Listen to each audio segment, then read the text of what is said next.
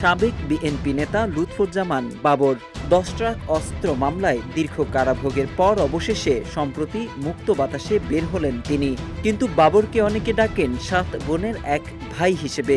17 বছর পর জেল থেকে বের হওয়া বাবরকে কেন 7 বোনের এক ভাই বলা হয়, কিংবা তার 7 বোনই বা কারা?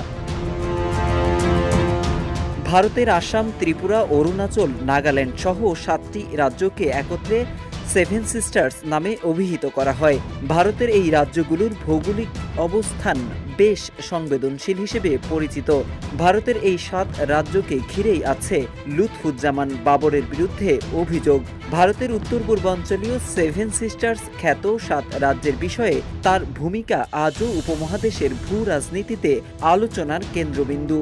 বাবরের বিরুদ্ধে সবচেয়ে বড় অভিযোগ হল ভারতের এসব রাজ্যে স্বাধীনতাকামীদের সহযোগিতার চেষ্টা।